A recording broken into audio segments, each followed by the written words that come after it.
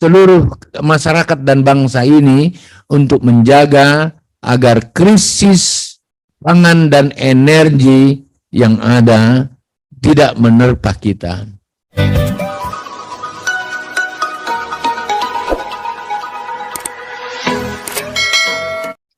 Selamat datang Menteri Pertanian Republik Indonesia Profesor Dr. Haji Syahrul Yassin Limpo, SH MSc MH.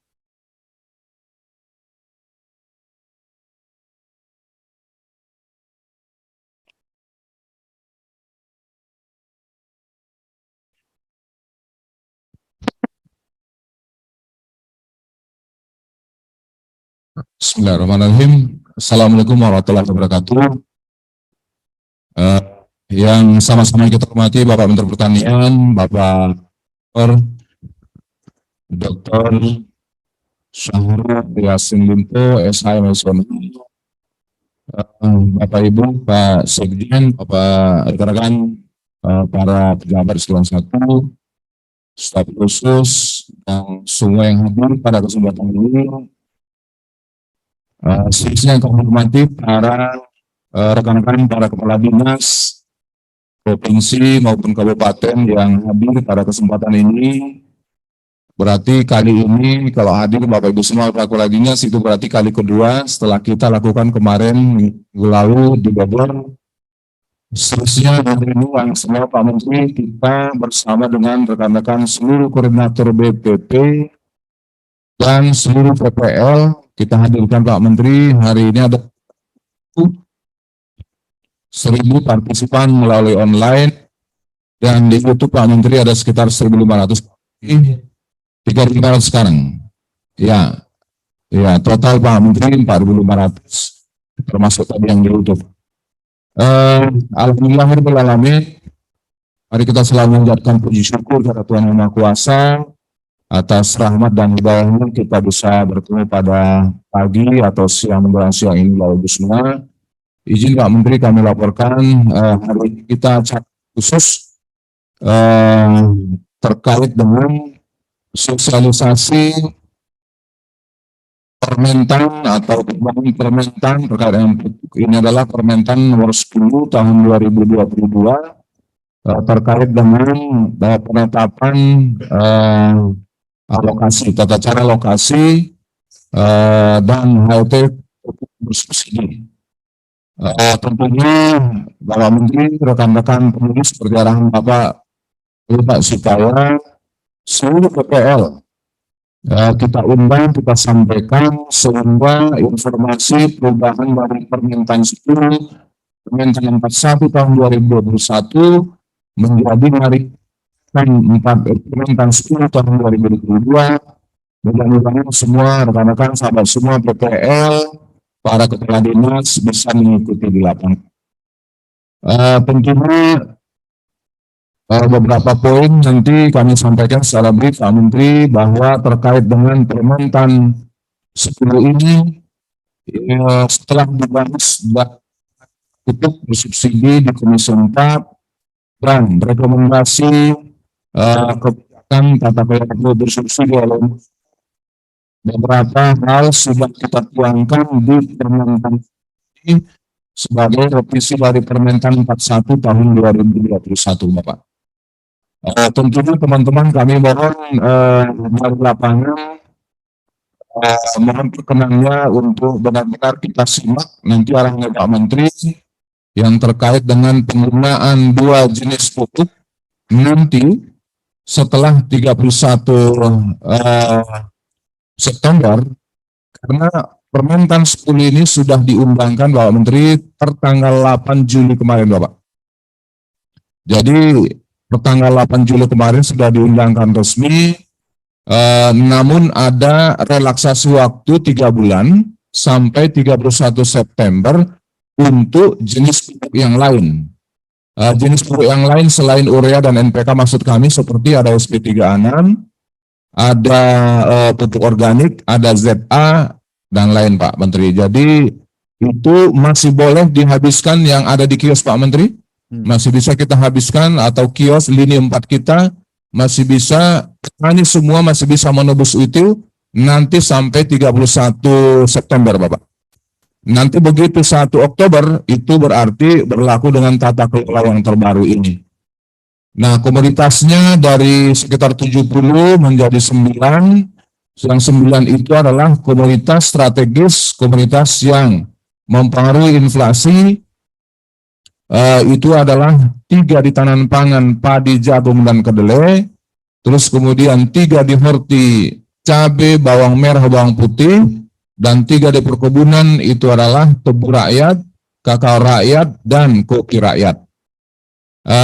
Ini secara garis besar, Bapak Ibu semua, rekan-rekan, intinya nanti pupuk subsidi ini sesuai dengan permentannya adalah berdasarkan alokasi dari pusat, dari Bapak Menteri kepada Bapak Ibu para gubernur. Nanti para gubernur membagi terhadap kabupaten kota yang ada, dan usulannya tentu dari desa, kecamatan, dan lain sebagainya dari kabupaten. Nanti itulah yang akan menerima alokasi pupuk subsidi kita nanti, Bapak Menteri. Mungkin itu yang kami sampaikan secara brief, Pak Menteri. Bapak Ibu semua, mohon kita dengarkan secara seksama arahan Bapak Menteri. Nanti mungkin izin Pak Menteri, setelah arahan Bapak kami teruskan nanti sebentar Bapak untuk menyampaikan materinya pada rekan-rekan semua yang hadir pada online atau offline, dan juga yang saya pikir itu Bapak Menteri. Terima kasih mohon arahan Bapak untuk acara kita pagi menjelang siang ini. Terima kasih Bapak. Assalamualaikum warahmatullahi wabarakatuh. Baiklah, bismillahirrahmanirrahim. Assalamualaikum warahmatullahi wabarakatuh. Selamat pagi dan salam sejahtera untuk kita. Salam sehat untuk semua yang hadir, baik fisikal maupun virtual. Lebih khusus para kepala dinas provinsi, kepala dinas kabupaten kota, para koordinator BPP di seluruh Indonesia, para penyuluh yang hadir, maupun seluruh pejabat Kementan dari pusat maupun daerah, dan keluarga besar yang hadir, lebih khusus tentu Dirjen PSP bersama jajaran, Dirjen dan Sekjen, serta Irjen, dan semua pejabat eselon 1, 2, 3, lingkup Kementan yang sama saya hormati. Alhamdulillah wa syukurillah, wala haula wala quwata illa billah, rabbi sholli sadri wa yassir li amri, wahludatan min lisani yafqahu qawli jalal yasiran min ahli. Bapak dan Ibu sekalian yang sama saya hormati, acara kita hari ini adalah sangat penting, sangat strategis, sangat menentukan seperti apa kondisi negara, bangsa, dan rakyat hari ini, besok, dan masa yang akan datang. Kenapa? Hebat pertanian, hebatlah bangsa ini. Ya, kokoh pertanian, kokohlah bangsa ini. Orang bisa nunda untuk memperbaiki rumahnya yang bocor.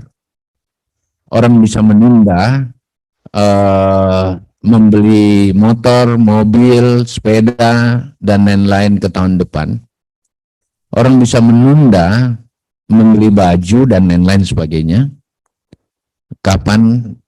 Bahkan bisa ditunda 1 tahun lagi dan seterusnya. Tapi makanan, pertanian tidak boleh sedikit pun tertunda. Ya, tidak boleh tertunda 1 hari pun masalah pertanian. Dan Bapak Ibu sekalian, Allah dan Tuhan telah mentakdirkan kita berada dalam posisi itu. Mengurusi makanannya rakyat 273 juta orang, mengurusi makannya rakyat bangsa besar ini, mengurusi lapangan kerja rakyat yang jumlahnya sangat besar di sektor pertanian, mengurusi kesehatannya bangsa ini, kesehatannya rakyat, karena walaupun kita udah divaksin segala macam, tetapi kemudian makanannya tidak bersoal, maka pasti saja vaksin pun tak berlaku gitu.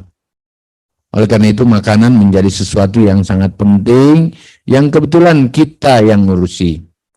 Bapak, Ibu, dan hadirin sekalian, sekaitan dengan itu, Maka apa yang dialami dunia hari ini, ya, dialami dunia hari ini tidak biasa-biasa. Saya biasa membahasakan dunia lagi tidak sehat. Dunia tidak seperti yang kemarin. Kita menghadapi 3 hal. Yang pertama, dunia ini menghadapi COVID-19 2 tahun lebih, hampir 3 tahun. COVID membuat tidak ada lagi connecting yang bisa berjalan normal, mengakibatkan dia bersoal secara ekonomi di semua negara di dunia. Bahkan banyak anggaran dunia atau negara habis karena harus menghadapi COVID-19. Belum selesai COVID dengan segala macam multidimensi masalah dan akibatnya, kita menghadapi climate change, kita menghadapi cuaca ekstrim dunia yang selama ini tidak pernah ada, hanya ada di zaman Nabi Nuh, zaman Nabi apa ya yang saat itu Yusuf ya, Nabi Yusuf. Artinya orang akan kekurangan pangan di dunia.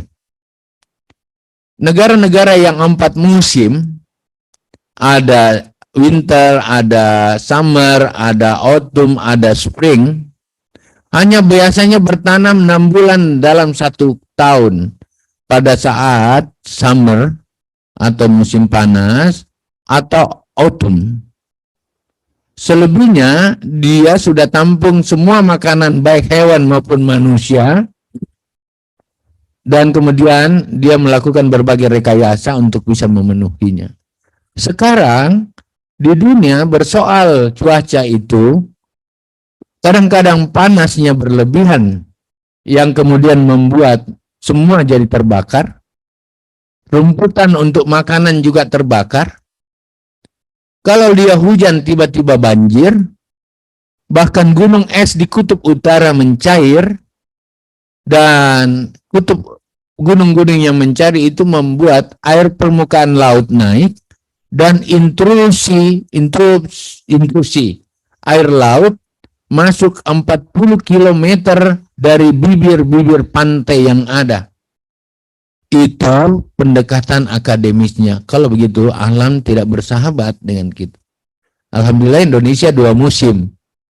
Dan walaupun kita bilang 2 musim, tetapi tetap saja masalah ini akan bersoal, karena kadang-kadang banjir kita rasa, bencana alam di mana-mana, bahkan serangan hama dan wabah penyakit termasuk PMK hadir di seluruh dunia.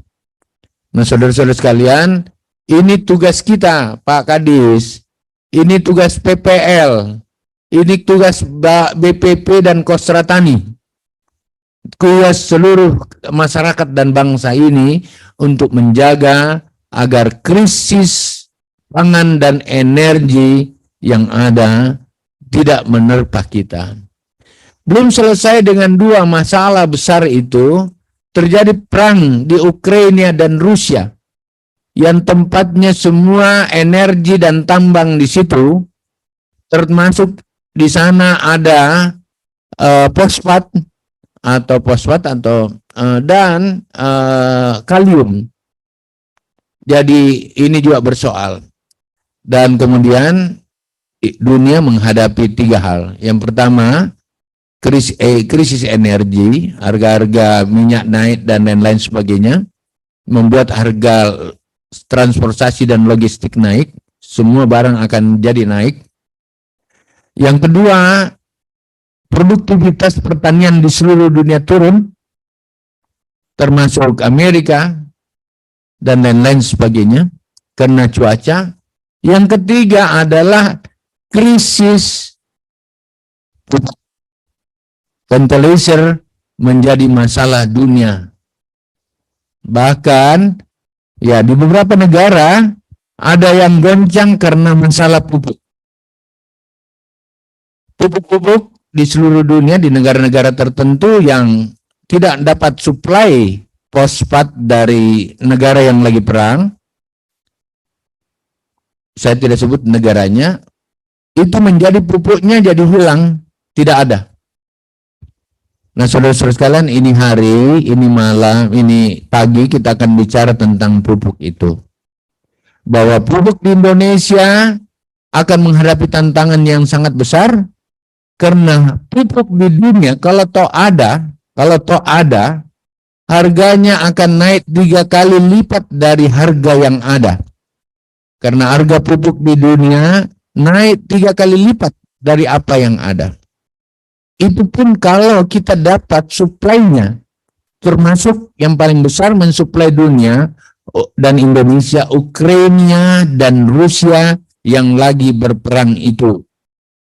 Saudara-saudara sekalian, oleh karena itu ini hari kita bicara, tolong rapatkan barisan seluruh PPL, seluruh BPP, seluruh Kadis, provinsi dan kabupaten dan jajaran Kementan lainnya, termasuk lebih khusus Dirjen PSP dan jajaran yang mengurusi pupuk, untuk rapatkan barisan untuk sama-sama kita hadapi.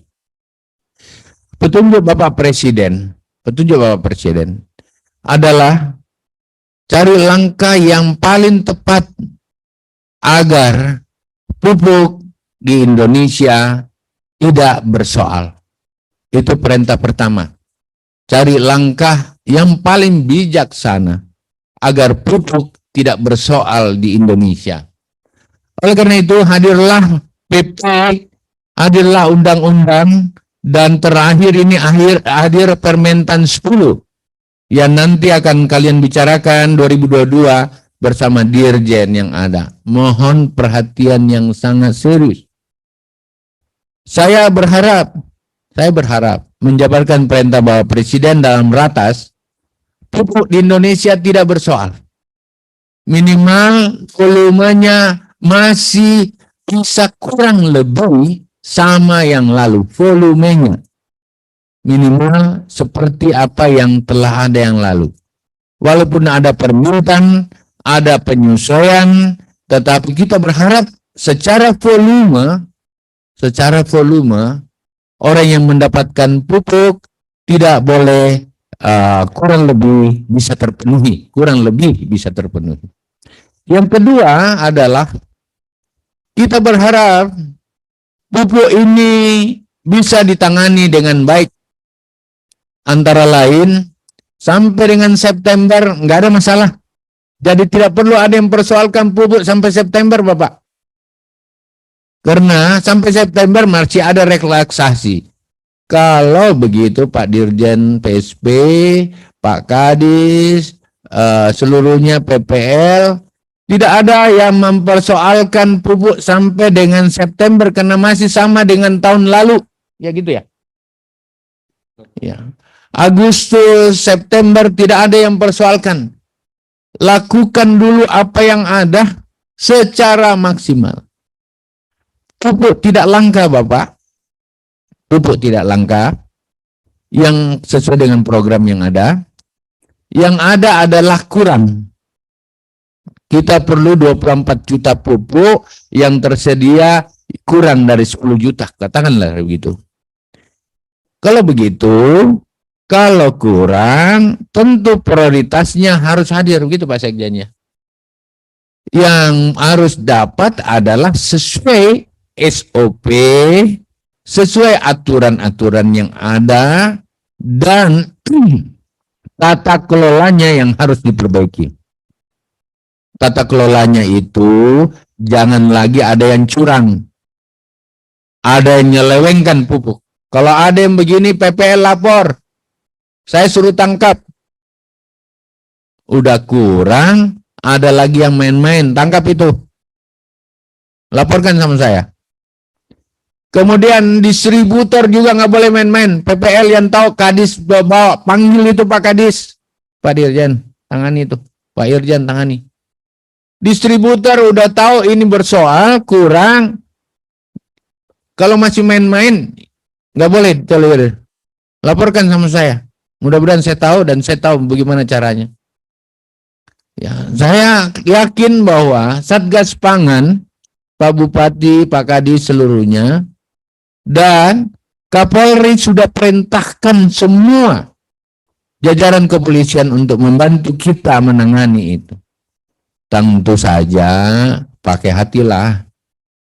Jangan sampai mau pecahkan masalah tetapi memperlebar persoalan.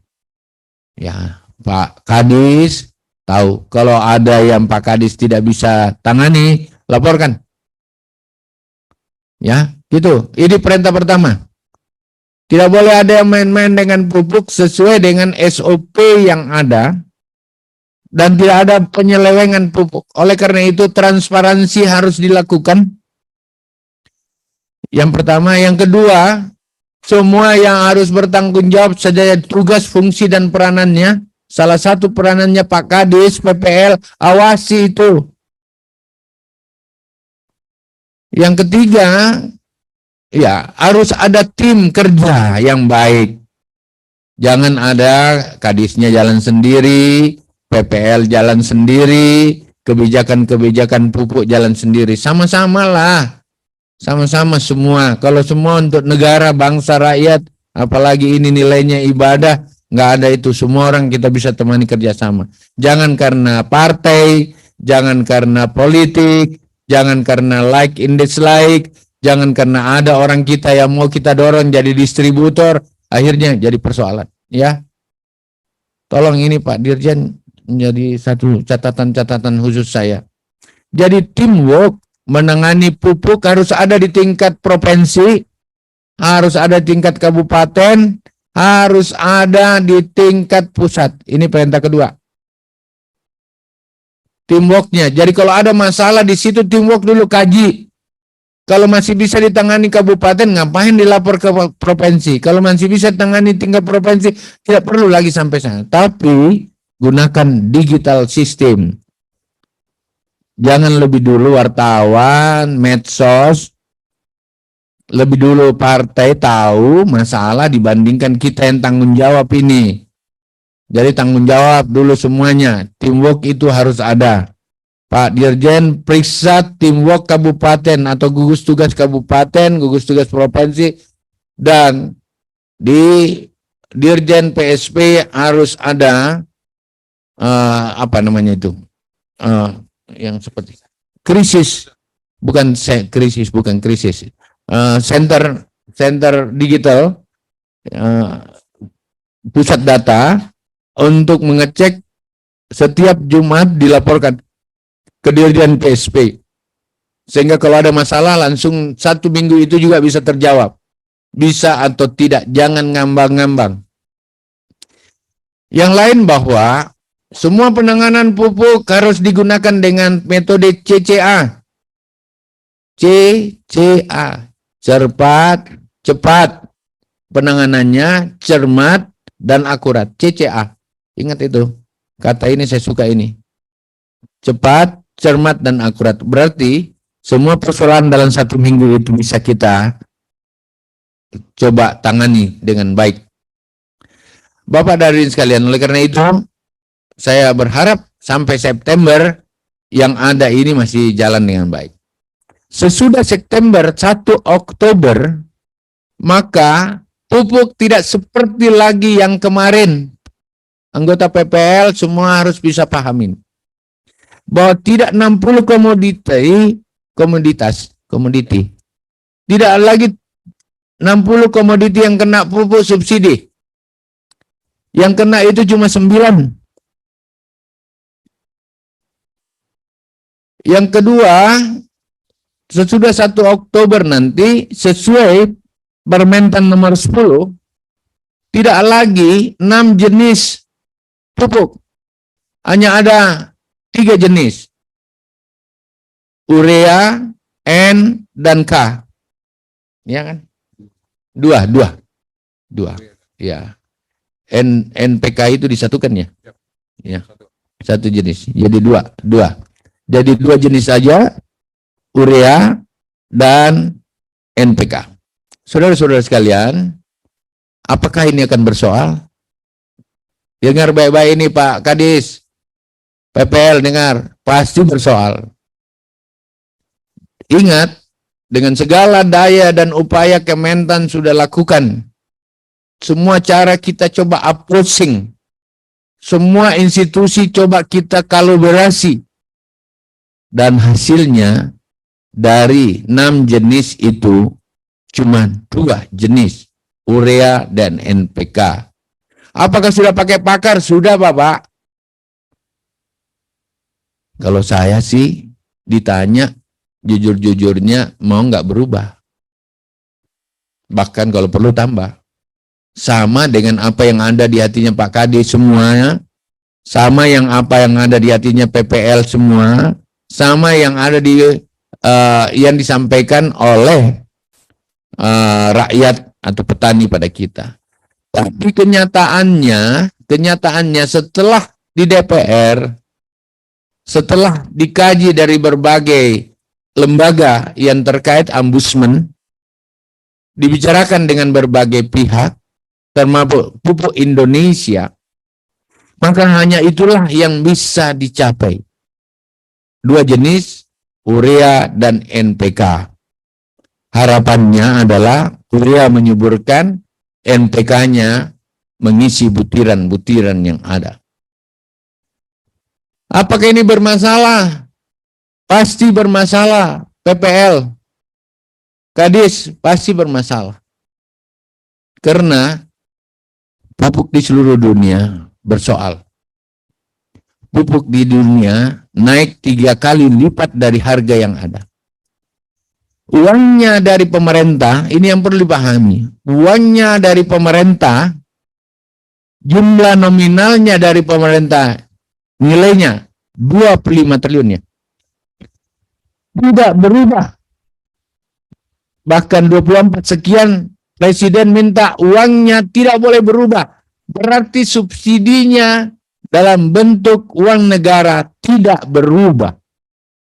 Tetap 25 triliun. Harus dikasih tahu. Inilah keberpihakan Presiden Jokowi pada kita, negara pada kita, sehingga uangnya tidak berubah. Walaupun semua bersoal di dunia. Tetapi penyesuaian yang mana yang lebih prioritas, yang penting itu yang dilakukan. Dan prioritas yang paling penting itulah dari 60 jenis menjadi 9 jenis. Dari prioritas yang dilakukan dari 6 jenis pupuk menjadi 2 jenis, urea dan NPK. Mohon semua jadi catatan ini. Apakah ini bersoal? Pasti bersoal. Kenapa bisa demikian? Kita kembalikan pada diri kita. Kalau uang kita pas-pasan, yang ada hanya 25 triliun, tentu yang bisa dibelanja adalah yang utama. Oleh karena itu kita berharap volumenya tidak berubah. Kita berharap kurang lebih, ya kurang lebih, saya pakai kata kurang lebih, sama dengan tahun lalu. Volumenya, artinya jumlah luasan hektarnya kita berharap kurang lebih sama yang lalu. Jenisnya saja yang dikurangi. Dan tentu saja varietas yang kena terseleksi. Ini normal sekali. Bahkan di beberapa negara subsidinya dihilangkan. Termasuk Amerika. Beberapa negara lain yang selama ini mensuplai pupuknya 100% tertarik itu. Tidak hanya Indonesia menghadapi seperti ini. Saudara-saudara sekalian, anak-anakku sekalian, jajaran Kementan, Kadis, PPL, BPP, bantu saya kerja memahamkan ini pada rakyat. Bantu saya kerja memahamkan ini pada semua pihak yang selama ini diuntungkan dengan subsidi-subsidi di luar prioritas ini. Dan ini sudah menjadi keputusan DPR. Sekali lagi bukan tentu saja kalau secara pribadi, bukan atas nama menteri. Kalau saya ditanya, saya mau harus kembalikan seperti yang lalu.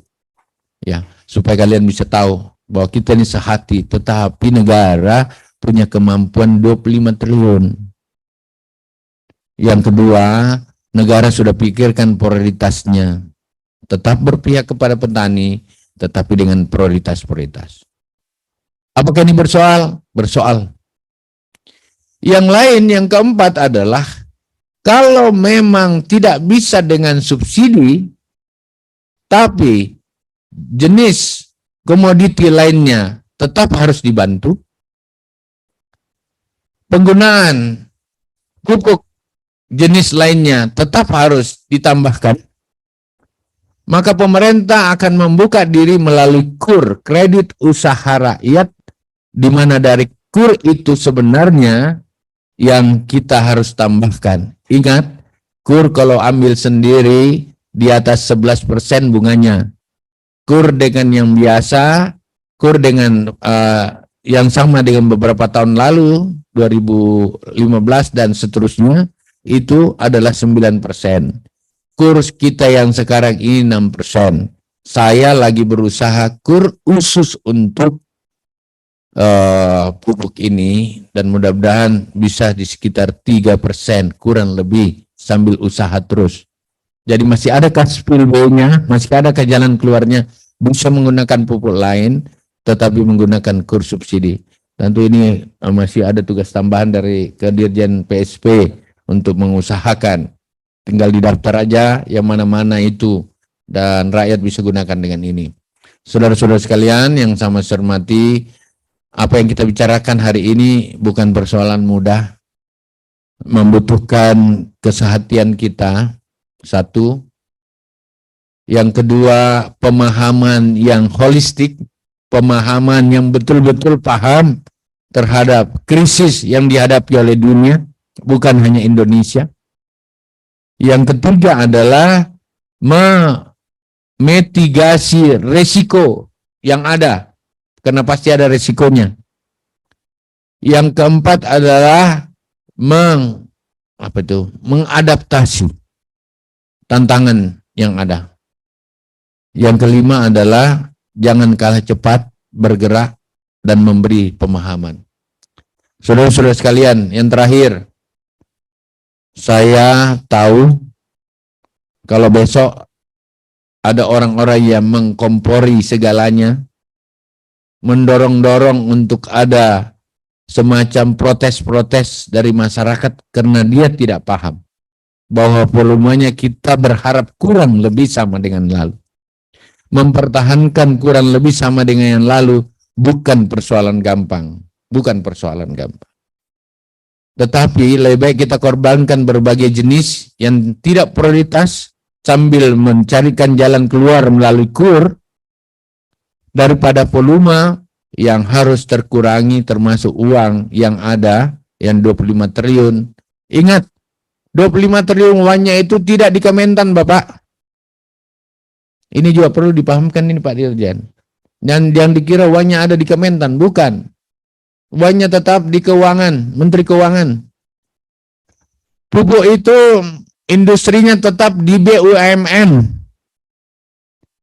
Ya, kita ini yang berjuang sama-sama. Jadi tugas kita berjuang. Gitu, Pak. Dan pasti dari 24 juta yang dibutuhkan, hanya kurang lebih di bawah 10 juta, ini menjadi persoalan. Bukan langkah, kurang. Nah, ingat, tahun ini banyak sekali orang yang coba menggerak-gerakkan masyarakat di bawah. Oleh karena itu Pak Kadis, seluruh provinsi, Pak Kadis seluruh kabupaten kota, BPPE, BPP yang ada di seluruh Indonesia, PPL bantu saya. Saya berharap tidak perlu ada yang turun berdemonstrasi hanya karena hal-hal seperti ini. Kalau ada seperti itu berarti PPL dan lain-lain tidak turun memberi pemahaman, karena kami ini lagi terus mencari jalan keluar. Ya, lagi mencari jalan keluar. Saya berharap petani kita tetap tenang. Ingat, Pak Jokowi sangat berpihak pada pertanian, dan hasil pertanian kita sangat besar dan sangat luar biasa. Dalam 3 tahun terakhir ini yang menyangga Republik dan ekonomi bangsa ini adalah pertanian. Dan itu kerja kita semua. Jangan kita tercederai dengan sebuah perubahan yang terpaksa karena climate change dan kondisi pupuk di dunia yang lagi bersoal. Mohon ditahan-tahan dulu Pak Kadis, BPP, PPL, karena Kementan lagi cari jalan. Mudah-mudahan saja sesudah September kita uji coba ini, Oktober, tentu saja kita coba tangani case by case, wilayah by wilayah, masalah by masalah.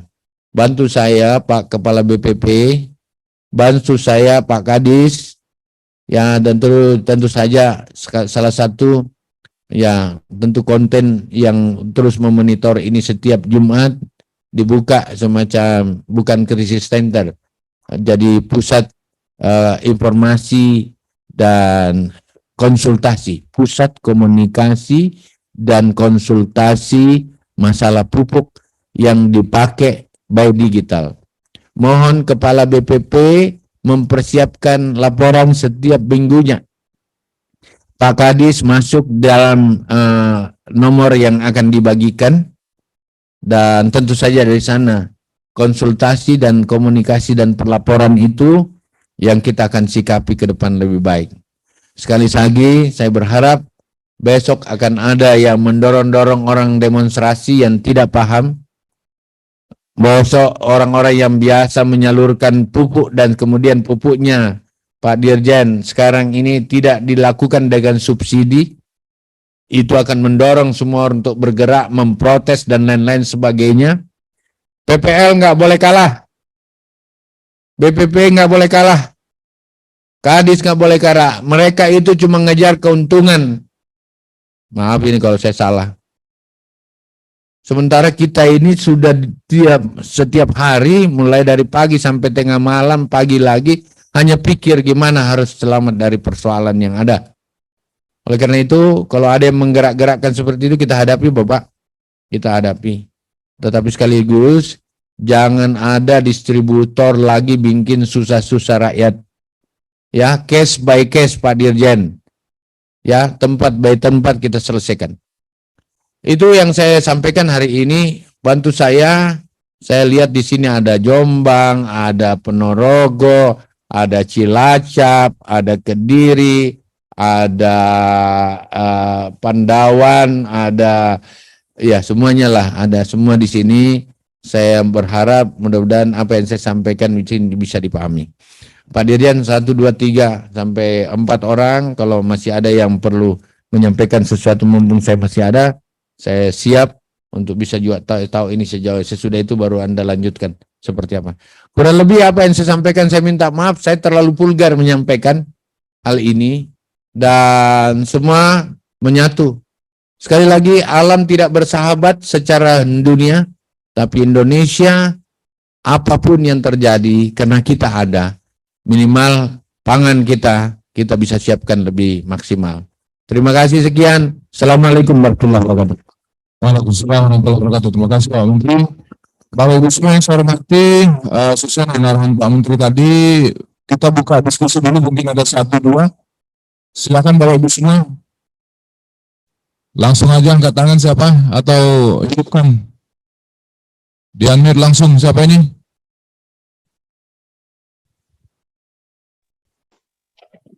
Siapa? Halo Bapak Ibu semua. Apa semua sudah jelas atau ada yang ditanyakan? Mumpung Pak Menteri masih ada waktu.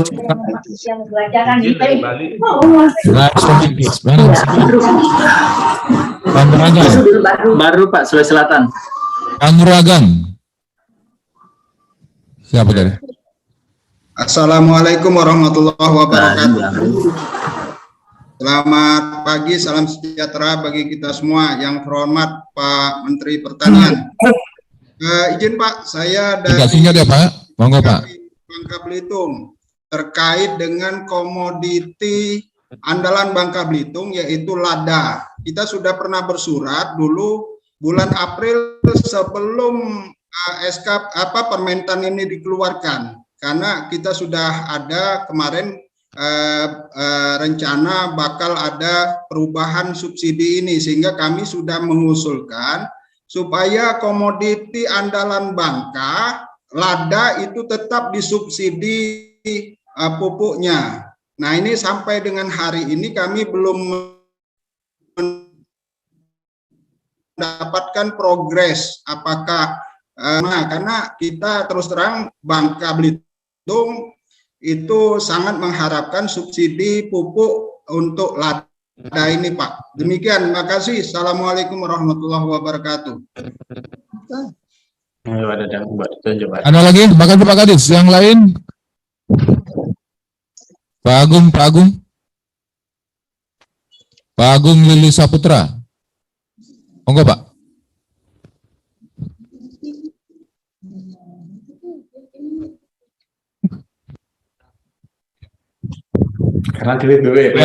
Di-unmute Pak. Assalamualaikum. Assalamualaikum Pak. Assalamualaikum warahmatullahi wabarakatuh. Lanjut Pak. Di-unmute lagi, di-unmute.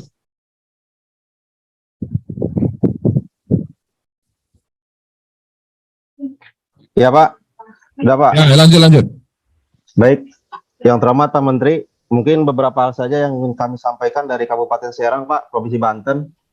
29 kecamatan telah melakukan sosialisasi Pak terkait RDKK ini sesuai dengan Permentan nomor 10 tahun 2022. Yang pertama. Yang kedua, dari beberapa hasil kunjungan kami ke lapangan, ini ada beberapa hal yang ingin kami soroti Pak terkait dengan penebusan Pak dan penyaluran. Tolong kartu taninya Pak. Ini terkait dengan kartu tani Pak. Karena kalau selama ini masih menggunakan KTP Pak, itu kios juga kewalahan Pak. Berapa banyak KTP yang akan mereka tumpuk di kios Pak. Nah ini kartu tani ini ternyata setelah kami berkoordinasi dengan BRI cabang Pak, ternyata tidak ada orang yang menangani khusus Pak di BRI-nya. Sehingga mereka kewalahan kan gitu untuk mencetak kartu ini Pak. Sedangkan dari tahun 2021 kita hampir 90% Pak, bahkan mungkin 100% sudah mengirimkan data itu ke BRI kan gitu. Bahkan lewat simultan pun kita sudah update semuanya. Itu yang pertama. Yang kedua, terkait pengawasan Pak dan penyaluran di kios dan distributor Pak.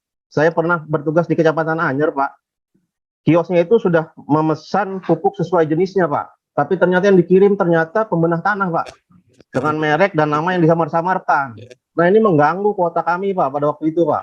Dan ini masih sering terjadi beberapa kecamatan, Pak. Laporan dari kawan-kawan di Cirewas juga demikian, kan gitu. Jadi mintanya NPK, Pak, yang dikirim pembenah tanah. Demikian pula dengan TS pada waktu itu, kan gitu. Yang dikirim pembenah tanah. Nah petani ini kan sudah kami jelaskan ternyata ada beberapa hal yang lewat Pak kan gitu. Jadi mereka beli saja itu pembenah tanah kan gitu. Padahal sudah kami jelaskan kan gitu. Pupuk yang asli dan yang palsu. Mungkin itu saja Pak yang bisa kami sampaikan. Terima kasih. Assalamualaikum warahmatullahi wabarakatuh. Terima kasih Pak Gun. Satu lagi Kota Bumi Selatan. Kota Bumi Selatan. Ada yang ke di mana itu tadi ada pertemuan dulu di mana? BPP Kota Bumi Selatan. Namanya Padi. Halo. Ya, ayo. Assalamualaikum. Ayo silakan Pak. Assalamualaikum Pak. Assalamualaikum. Waalaikumsalam. Ayo Mas. Sudah silakan. Selatan untuk sudah kami mulai sosialisasikan kepada petani.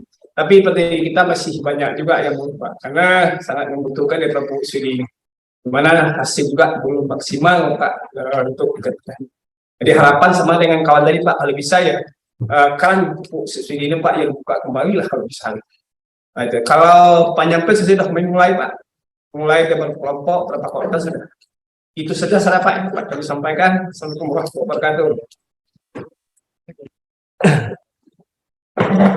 Cukup ya Pak, sebentar Pak. Iya, makasih Pak. Bapak sekalian, nanti dilanjutkan oleh Dirjen. Bubble konsentrasi pada yang sudah disepakati dari DPR. Jadi ini udah disepakati Ombudsman, udah Panja DPR. Pikiran kita sama gitu. Oleh karena itu konsentrasi di 9 jenis itu dulu Pak. Yang kedua Bubble, Lada itu menjadi program andalan baru dari Bubble. Oke, case by case sampaikan sama kita, ya kita bicarakanlah case by case. Tentu jangan masuk dari konteks subsidi ini, nggak bisa di otak-atik lagi, sudah seperti itu. Jadi nggak mungkin ada tambahan, ya gitu loh. Jadi seperti itu tepatnya Bubble, tapi saya suka kalau kau kembangkan lada di situ. Kita pakai pikiran yang lain.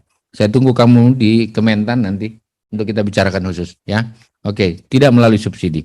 Tidak melalui subsidi. Subsidi ada yang kita tangani khusus.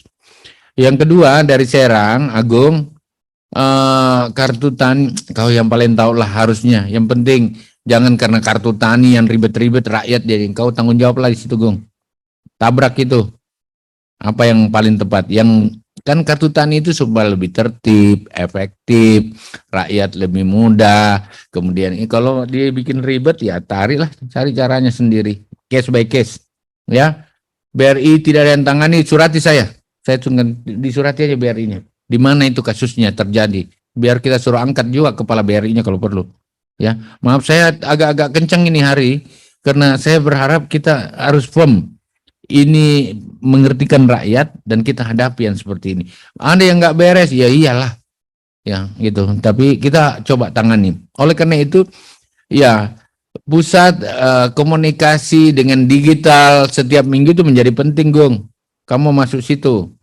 Kemudian pengawasan yang nggak boleh distributornya salah, surati saya. Hadapi itu, hadapi. Jangan dibiarkan terus-terus nyeleweng, nggak tepat.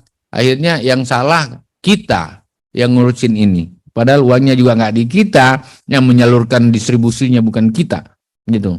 Tetapi kita berhak karena kita ngurusin rakyat, gitu. Ini udah benar, Gong. Cari itu. Tentu tidak sama semua daerah. Ada juga distributor yang sangat baik, ada distributor yang dagang-dagang. Ini semua kita hadapi sama-sama. Lampung, saya kira persoalannya sama lah pikirannya kamu tuh dengan saya. Lagi berjuang terus ini, tetapi terima nasib dulu dengan 9 komoditi dan 2 jenis pupuk itu. Nah, sambil kita cari jalannya. Tentu kalau kondisi perpupukan dunia agak baik, kemudian perang berakhir, barangkali semua bisa normal lagi kembali seperti itu. Bukan hanya di Indonesia, Amerika pun sekarang itu bersoal dengan pupuk, ya. Jangankan kita, Jepang pun bersoal dengan pupuk, ya. Apalagi negara-negara Asia, termasuk Cina. Oleh karena ini masalah dunia yang harus kita hadapi. Beberapa daerah bahkan punya alternatif tidak lagi bersandar pada pupuk-pupuk kimia, tetapi dia main pada pupuk-pupuk dengan kearifan-kearifan lokal yang ada. Pak Dirjen, kurang lebih itu saya tahu masalahmu, saya tahu masalahmu. Kita hadapi dulu sama-sama, ya. Kita hadapi sama-sama. Lampung, kita hadapi dulu sama-sama kondisi yang ada. Apa yang ada di pikiranmu itu juga menjadi keresahan saya, dan semua ini kita sudah jalan. Saya cukup bersyukur karena yang lain, kementerian lain, beberapa subsidi bahkan sudah diangkat, dicabut, uangnya dikurangi. Kementan enggak. 25 triliun itu tapi tetap jalan, ya. Mari kita awasi sama-sama, coba kita kerja, dan masih ada relaksasi sampai September, maksimalkan itu semua, Bapak. Jadi bekerja tentu saja tidak kecil tantangan ini, tapi kita hadapi sama-sama. Terima kasih untuk semuanya. Semoga 1 minggu ke depan hari Jumat kita ketemu lagi. Terima kasih sekian. Assalamualaikum warahmatullahi wabarakatuh. Waalaikumsalam warahmatullahi wabarakatuh. Terima kasih Pak Menteri, Bapak Ibu semua, Pak Sekjen, Pak Kepala Badan, Dirjen semua, Pak Dirjen, staf seluruh hadir. Bapak Ibu semua, pertama saya lakukan sebentar lagi Pak. Setelah arahan Pak Menteri, kami akan lanjutkan sedikit lagi Pak, terkait dengan pemaparan materi kita terkait dengan permentan sebelumnya Pak. Terima kasih Pak Menteri.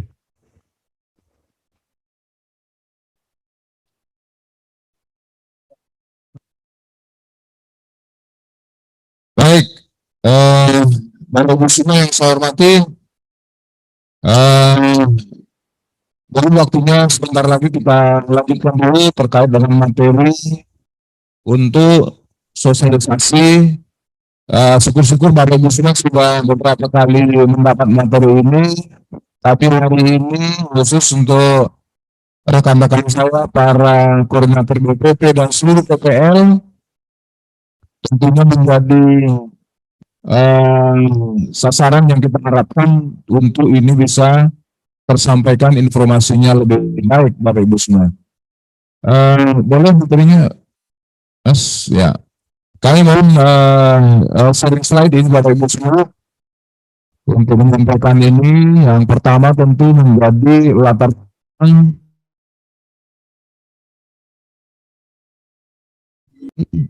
perbaikan tata kelola pupuk bersubsidi ini Bapak Ibu semua. Aula balas.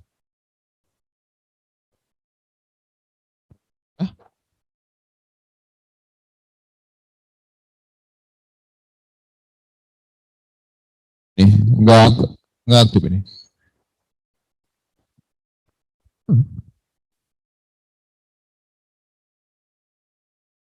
Tadi Pak Menteri sudah menyampaikan justifikasi atau latar belakang kenapa harus kita lakukan perbaikan tata kelola pupuk subsidi Bapak Ibu semua. Salah satunya tadi disebut bahwa memang kebutuhan kita si global saat ini yang tentunya tadi Bapak Menteri menyampaikan di beberapa bahan baku daripada pupuk subsidi kita, khususnya poskat dan kami, terus kemudian adanya COVID kemarin ini yang sampai hari ini saya pikir juga mesti semua negara berhati-hati dengan ini, dan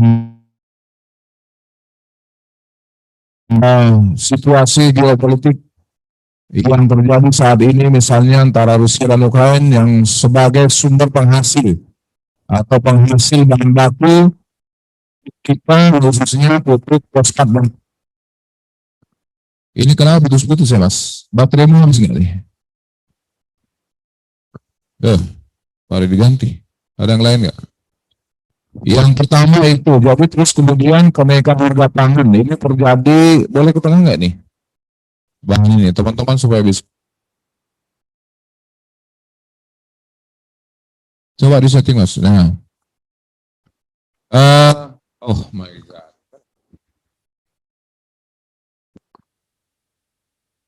Ya, kawan-kawan semua, kenaikan harga pangan dan energi terjadi saat ini Bapak Ibu semua karena kondisi nomor satu. Kemudian kenaikan harga pupuk tentu akan berdampak ke sini Bapak Ibu semua.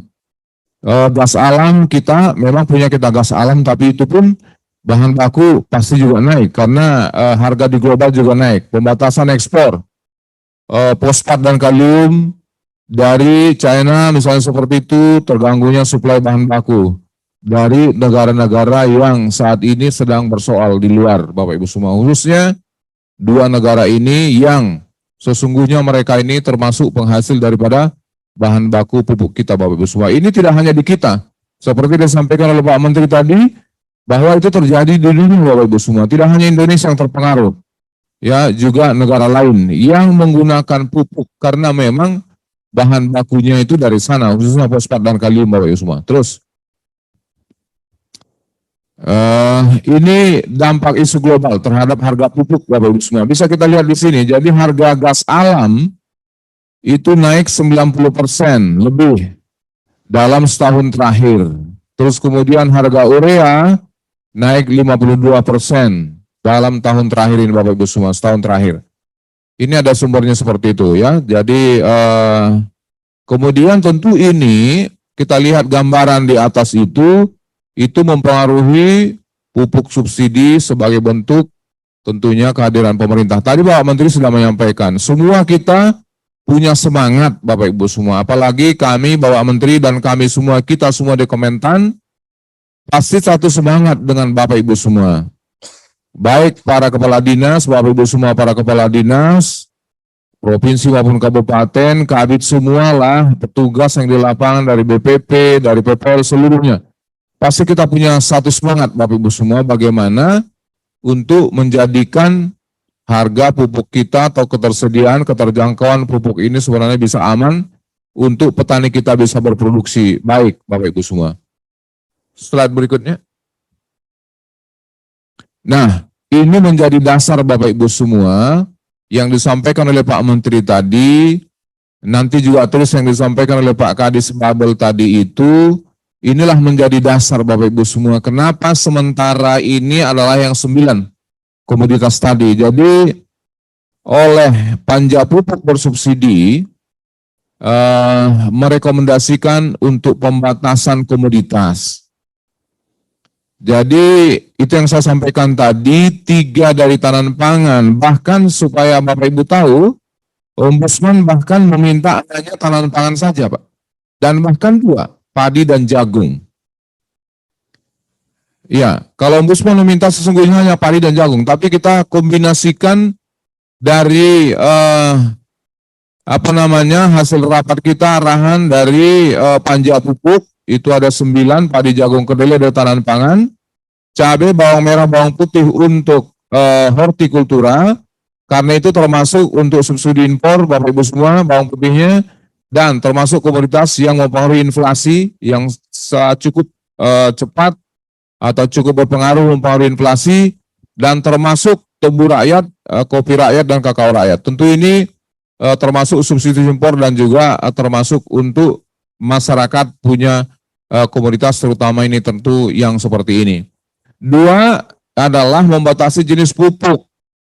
Itulah tadi urea dan NPK Bapak Ibu semua. Jadi tadi munculnya Permentan 10, 2 jenis pupuk ini diundangkan mulai dari 8 Juli kemarin. Sejak 8 Juli kemarin Bapak Ibu semua. Itu yang tentu menyebut 2 jenis pupuk tadi dan 9 komoditas. Namun tadi seperti yang disampaikan oleh Pak Menteri, ada masa relaksasi.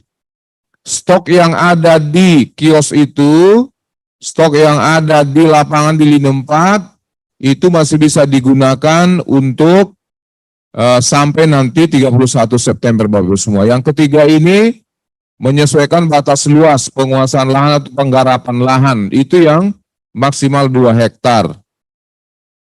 Terus yang keempat dari Panja Pupuk itu adalah memperbaiki tata kelola pengawasan pupuk subsidi, yang membuka kesempatan itu BUMDes, Gapoktan sebagai penyalur, menambah gudang lini 3 dan kios, menambah anggaran pengawasan. Ini tentu tidak di kita di Kementan Bapak Ibu semua, adalah di PIHC atau di perdagangan sebagai produsen pupuk dan tentunya yang mengawasi perdagangan dalam negeri Bapak Ibu semua, itu dari Kemendak. Terus mengalokasikan pupuk subsidi berdasarkan data spasial. Bapak Ibu semua, untuk pupuk subsidi yang 9 komoditas ini ke depan harus ada geospasialnya. Komisi 4 Panja Pupuk khususnya meminta geospasial untuk pengalokasian pupuk subsidi ini. Misalnya untuk tanaman padi, misalnya Bapak Ibu semua, si A misalnya seperti itu, katakanlah usulannya 1,2 hektar. 1,2 hektar itu harus terlihat geospasialnya, harus terlihat luas lahannya memang. Kalau dulu mungkin masih ada titik koordinat, hanya cukup koordinat, tapi hari ini Bapak Ibu semua di Permentan 10 kita, itu harus dilengkapi dengan peta geospasial Bapak Ibu semua. Jadi luas baku atau bentuk. Jadi kalau Bapak punya spasialnya itu pasti extension filenya itu mungkin pakai SHP ya. Jadi save file itu bentuk lahan itu memang terlihat 1,2 hektar tadi. Maka kami minta tolong betul-betul berhati-hati nanti Bapak Ibu semua untuk mengusulkan pengguna pupuk subsidi ini dari lapangan terhadap 9 komoditas tadi supaya memang ada dilengkapi dengan geospasialnya Bapak Ibu semua. Ini menjadi catatan penting yang masuk di Permentan 10 sesuai dengan rekomendasi dari Panja Pupuk Bapak Ibu semua di Komisi 4. Terus kemudian dari Ombudsman, ini yang sebelah kanan, ini yang pertama terkait dengan kriteria petani. Jadi perhitungan kriteria petani yang pengguna lahan atau penggarap lahan 0,1 dan 0,5 nanti di Permentan ini memang tidak tersebut, tapi di Juknis atau di Perdirjen nanti akan kita sampaikan ini Bapak Ibu semua, supaya rekan-rekan nanti petugas di lapangan memang benar-benar memasukkan para petani atau penggarap lahan tadi itu dengan luasan 0,1 atau 0,5 maksimal itu. Tapi artinya penggunaan lahan 2 hektar tetap masuk.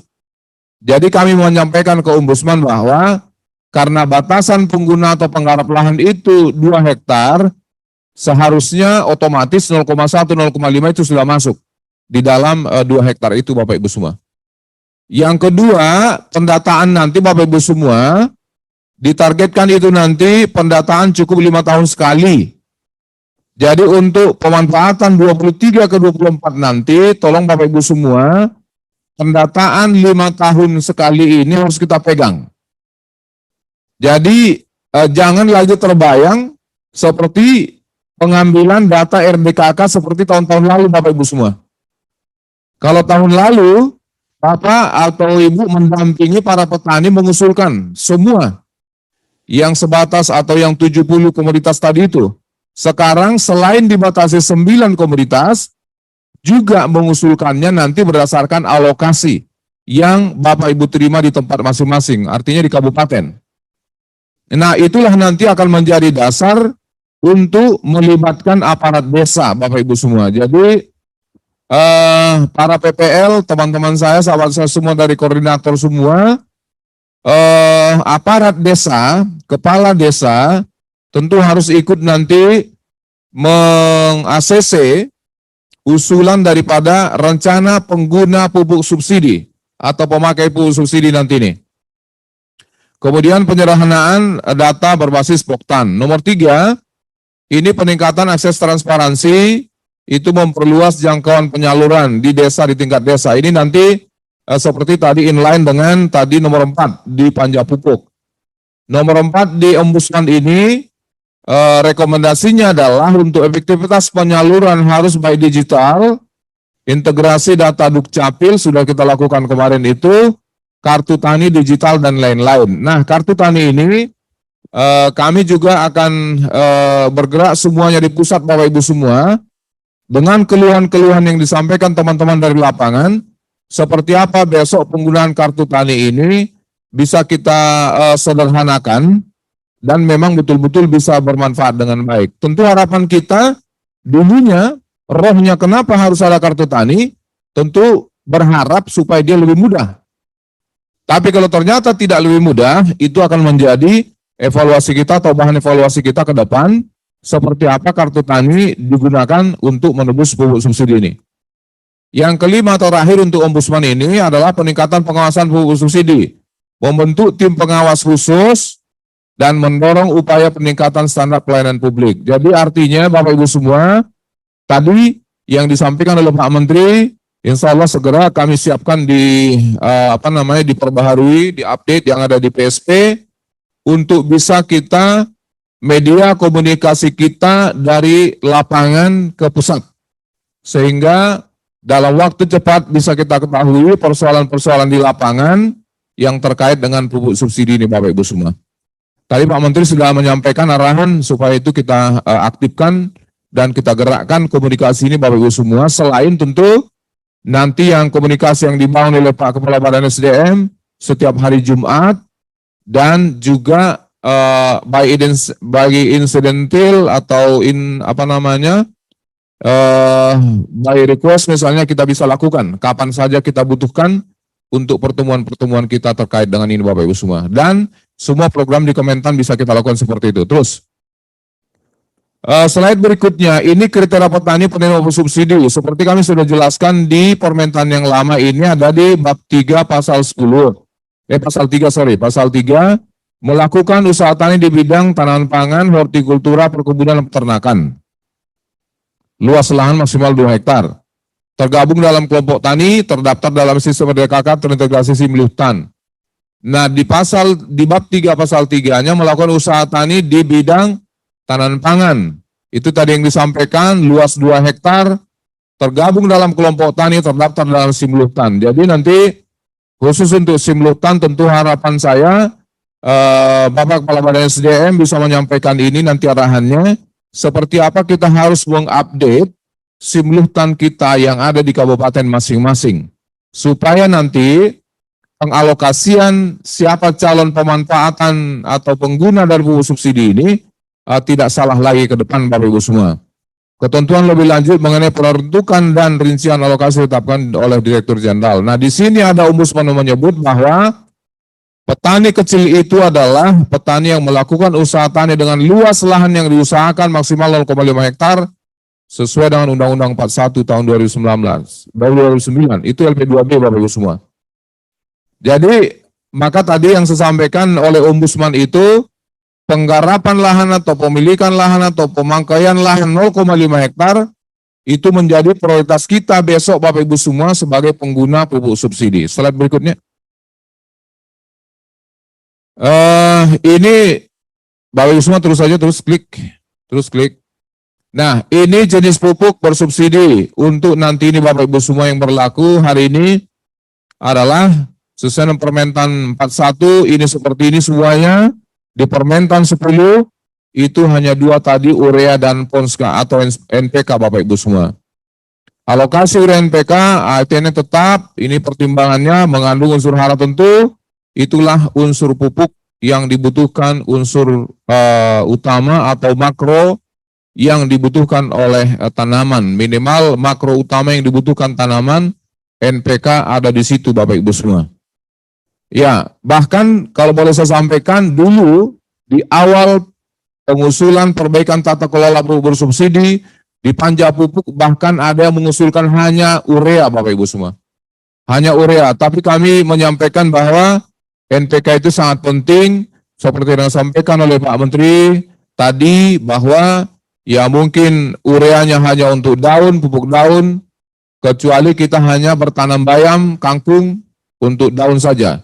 Tapi kita harus mendapatkan grain daripada padi, butir kedelai, butir jagung, artinya buah, bunga dan lain sebagainya, umbi dan lain sebagainya misalnya begitu, ada tadi bawang, ya itu kita butuhkan pupuk yang ini Bapak Ibu semua.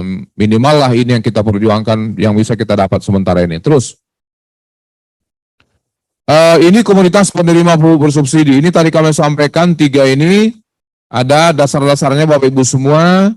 Jadi padi, jagung, kedelai, bawang putih, bawang merah, cabai, kopi, kakao, rakyat, tebu rakyat. Jadi semua ini kopi, kakao, tebu ini adalah rakyat punya Bapak Ibu semua. Tentu korporasi tidak masuk Bapak Ibu semua. Ini adalah yang dikelola atau ditanami oleh rakyat Bapak Ibu semua. Terus slide berikutnya, ya itulah dasar pemilihan komoditas ini. Kenapa Bapak Ibu semua? Terus lagi slide berikutnya. Nah, ini mekanisme penetapan alokasi. Nah, ini coba diperhatikan Bapak Ibu semua, nomor 1 itu berdasarkan atau atas pagu anggaran subsidi pupuk yang kita terima di Kementan. Ya, tentu itu dasarnya adalah terhadap tadi ketersediaan anggaran proporsional terhadap 9 komoditas tadi berdasarkan geospasial Bapak Ibu semua, terus database petani dalam Simlutan. Nah, yang kedua itu nanti adalah terkait dengan penetapan. Jadi atas dasar itu Himbara, dasar penyalurannya itu penetapan alokasi per provinsi melalui Kepmentan Bapak Ibu semua. Jadi Kepmentan nanti untuk 23 akan terbit mungkin di bulan 10 Bapak Ibu semua terhadap alokasi pupuk atau pupuk subsidi ini terhadap provinsi. Nanti oleh 2 ini SK Gubernur, alokasi tingkat kabupaten kota, menyampaikan nanti kabupaten kota tentunya. Dari SK Bupati, Wali Kota, alokasi tingkat kecamatan per petani. Nah di situ nanti dia akan digodok di situ sistem alokasi pupuk bersubsidi berdasarkan data spasial. Ini yang Bapak Ibu semua mulai kita kerjakan. Kita di PSP atau di Kementan sedang bekerja untuk ini Bapak Ibu semua terhadap 9 komoditas tadi. Yang agak ini kita terhadap komoditas horti, misalnya yang bertanam bawang merah, mungkin memang sentra kita ada, tapi kalau dia bertanam di luar sentra, yang apalagi itu tidak tetap, mungkin itu memang menjadi poin yang harus Bapak Ibu clearkan nanti dengan spasialnya, dengan gambarnya, dengan bentuk luas lahannya semuanya. Yang calon-calon penerima pupuk subsidi ini Bapak Ibu semua. Dan itu tentu adalah petaninya bersubsidi, pengguna bersubsidi atau pemakai pupuk bersubsidi, by NIK dan by address Bapak Ibu semua. Saya pikir ini yang terakhir ya. Satu lagi slide terakhir setelah ini tadi gambaran, kami menggambarkan misalnya peta kerawanan pupuk subsidi ini. Kita membuat yang kuning itu tidak rawan karena realisasinya masih di bawah 40%. Kalau dia yang kuning itu realisasinya 40-70%. Itu artinya realisasinya sudah habis, tentu kalau ada dibutuhkan lagi itu yang perlu, itu yang kita masukkan kondisi rawan. Ini untuk urea dan NPK saat ini Bapak Ibu semua. Terus terakhir, slide terakhir ini. Jadi alternatif solusi terkait dengan pupuk bersubsidi yang pertama mendorong tentu pemerintah daerah memfasilitasi subsidi bantuan pupuk SP36, ZA dan organik dan memenuhi kebutuhan pupuk selain 9 komoditas terutama komoditas unggulan daerahnya.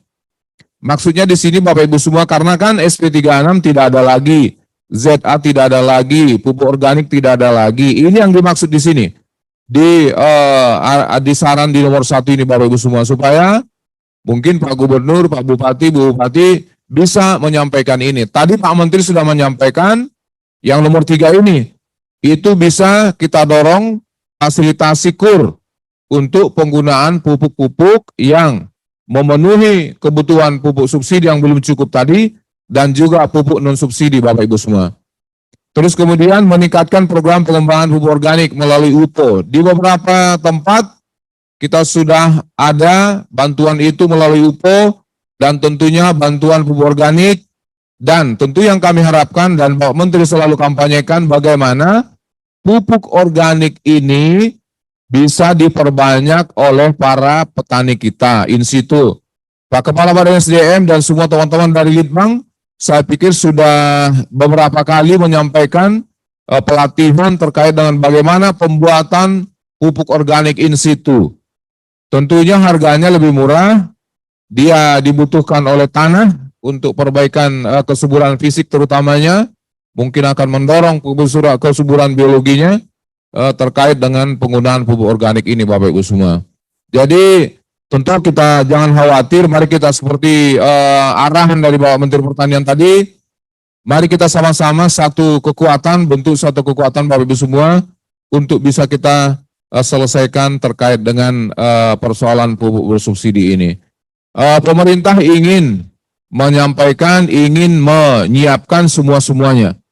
Tapi hari ini kemampuan pemerintah baru seperti itu Bapak Ibu semua, dan tentu itu karena hiruk pikuk daripada persoalan pupuk subsidi beberapa tahun terakhir ini, maka itu dilakukan perbaikan tata kelolanya. Seperti yang sudah disampaikan oleh Pak Menteri atau yang barusan kami sampaikan, dan mungkin Bapak Ibu semua sudah pernah mendengar sebelumnya. Saya pikir itu yang kami sampaikan. Kalau ada pertanyaan, mungkin ada yang disampaikan oleh Pak Kepala.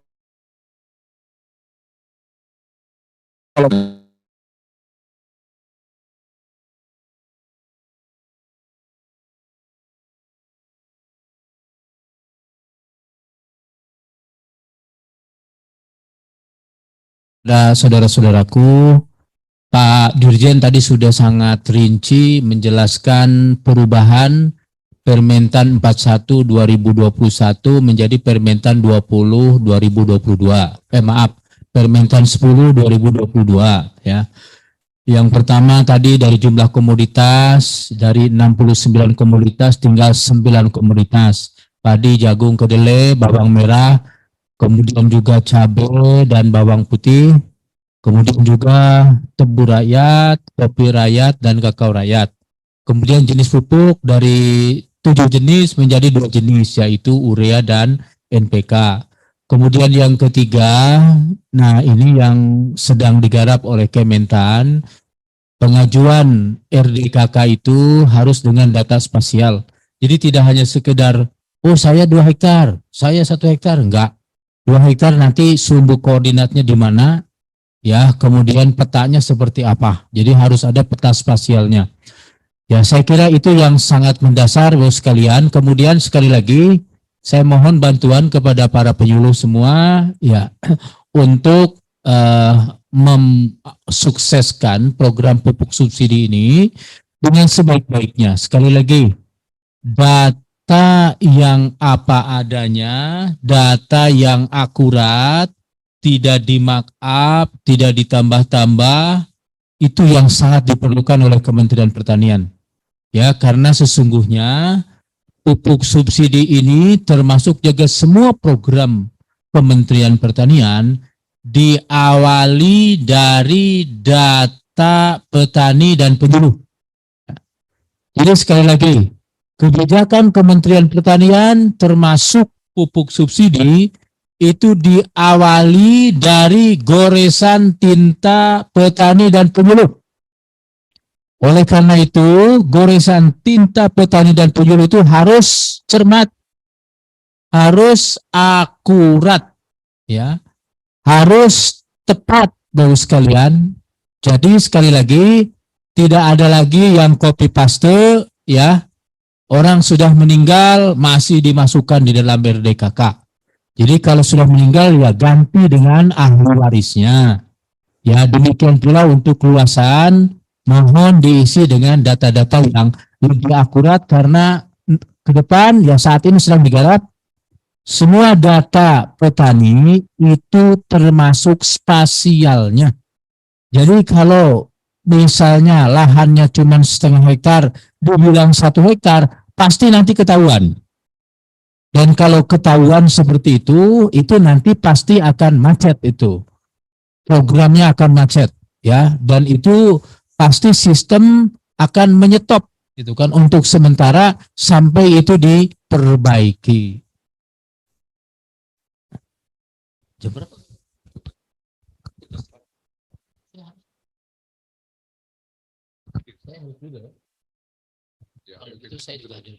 Udah lanjutkan aja Pak Kapus.